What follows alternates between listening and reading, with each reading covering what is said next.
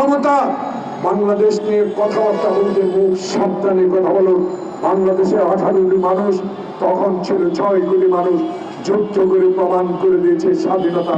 সেই স্বাধীনতা রক্ষার জন্য জীবন মরণ লড়াই করব। ডক্টর ইউনূস কথা দিয়ে গেলাম, আপনি এগিয়ে যান।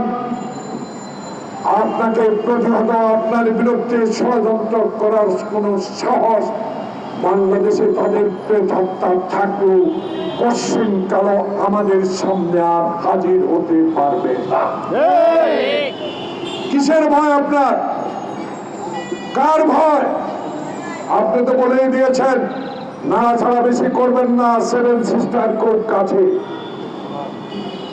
তাই মোদি মমতা নাড়াছাড়া বেশি করেন না, ভালোই থাকেন, হাসিনাকে পাঠিয়ে দেন। আমি আরেকটা বিষয় মাননীয় প্রধান উপদেষ্টা আপনার দৃষ্টি আকর্ষণ করতে চাই।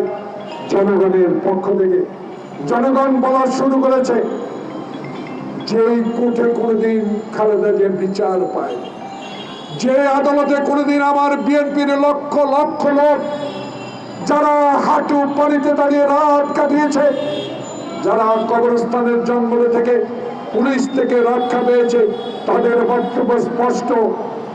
আদালতে যখন আওয়ামী লীগের আমলে বিচার পাই নাই, এখন তো আপনার অধীনের আদালত, আমরা অভিনন্দন জানাই। সে আদালত আজকে প্রশ্ন করেছে ওবায়দুল কাদের কি করে পার হলো। কোথায় হারুন মেহেদী, যারা আমাদের বুকে গুলি ধরেছে, আমার মায়ের বুক খালি করেছে?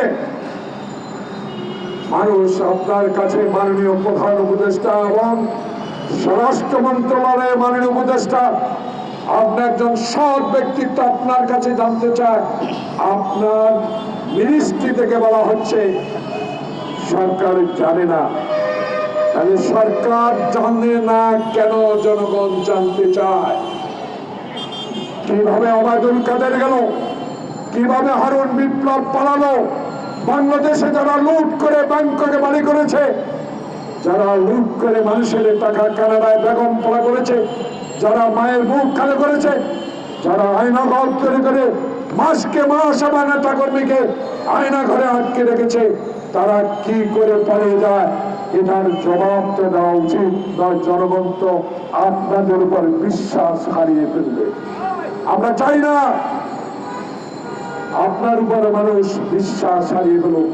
আমার দৃঢ় বিশ্বাস একজন রাজনৈতিক কর্মী হিসেবে আপনার উপরে বিশ্বাস কোনোদিনও আমরা হারাবো না।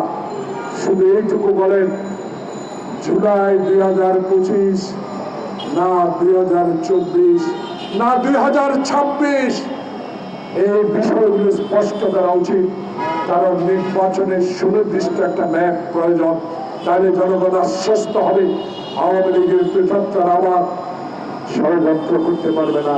তাই আজকে আপনার কাছে আমার জনগণের পক্ষ থেকে, দেশ বাঁচাও মানুষ বাঁচাওয়ার পক্ষ থেকে আবেদন জানাবো, সুনির্দিষ্ট নির্বাচনে ম্যাপ ঘোষণা করুন। কারণ বাংলাদেশের যেইভাবে আবার ষড়যন্ত্র শুরু করেছে, এই ষড়যন্ত্র রুখতে হলে বাংলাদেশের জনপ্রতিনিধির প্রয়োজন, পার্লামেন্টের প্রয়োজন। সবাইকে ধন্যবাদ। আসসালামু আলাইকুম।